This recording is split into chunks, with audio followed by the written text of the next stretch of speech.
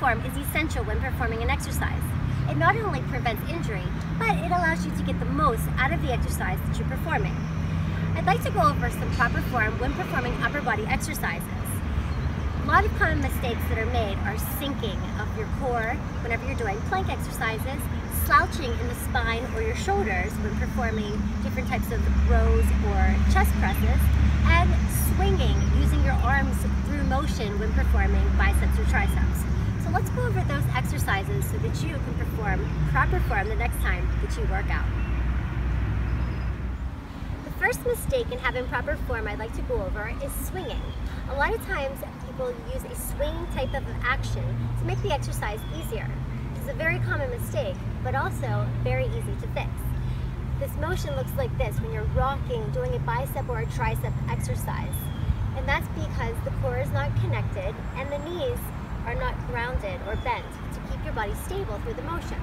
So if you're performing an exercise with a set of hand weights, make sure that you're keeping your knees slightly bent, your core is engaged, and you have a slight hinge of your hips forward to prevent your body from leaning back and compensating for the movement, or lower the weight.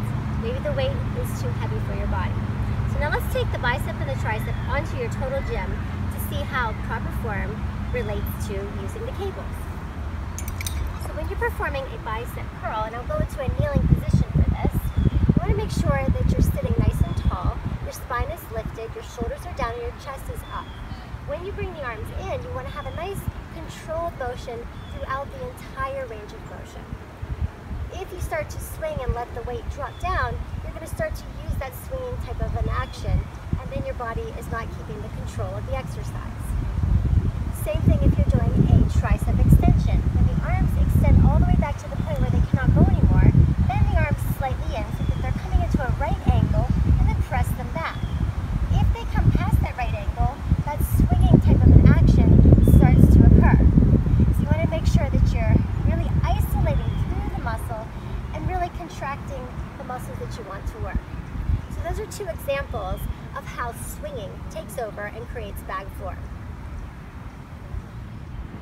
The next mistake I'd like to go over is slouching of the spine or rounding of the shoulders. This is such a horrible way to carry your body because it not only puts strain on your lower back, but it also creates improper alignment and gives you bad posture. So we want to make sure that we are really utilizing our posture and lengthening our spine throughout the exercise. So the exercise I'd like to go over to show and demonstrate this slouching is the row. So we'll go into a row using your total gym into a kneeling position. If I start to slouch, look how much strain is being placed onto my lower back before I even initiate the exercise. So you want to make sure that you're sitting up nice and tall, keeping the proper alignments of the spine, keeping your core engaged, and make sure that your shoulders are back rather than rounding forward, because that puts a lot of strain on your rotator cuff, your shoulders as well, and it doesn't activate through your whole back. So you want to make sure that you keep that spine whenever you go into the row. Keep the chest lifted at all times, and bring the arms back. Then you can change the angle, and the same posture holds true. So you want to make sure that you're preventing your body from slouching or rounding through the shoulders so that you can really isolate the movement and perfect your posture at all times. The last common mistake I'd like to go over is sinking or piking of the hips when performing a plank or a push-up. And I'll show you what I mean by that. When you're in your plank position, you see shrugging of the shoulders, arching or sinking of the hips, or the reverse, hiking of the hips to relieve the pressure in the upper body. So what you want to do is shift your body weight forward, draw the shoulder blades back so that your shoulders are directly on top of your wrists, your core is engaged, it's drawing up, and having your hips slightly tuck under with a little activation of your glutes.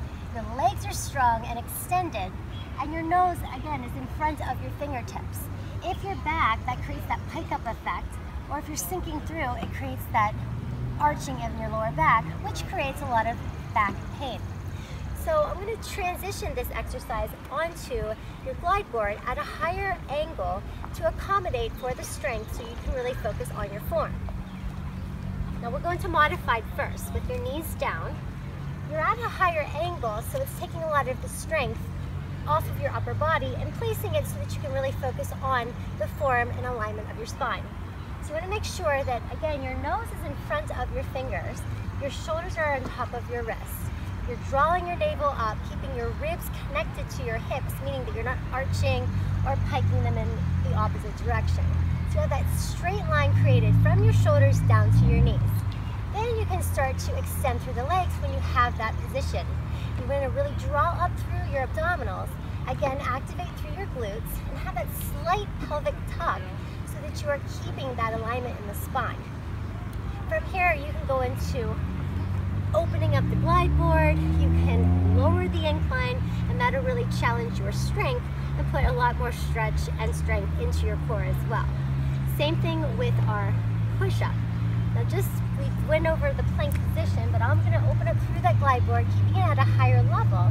Again, my nose is in front of my fingers, shoulders on top of wrists, core is engaged, legs are long. I'm not piking or sinking. I'm keeping that nice level position.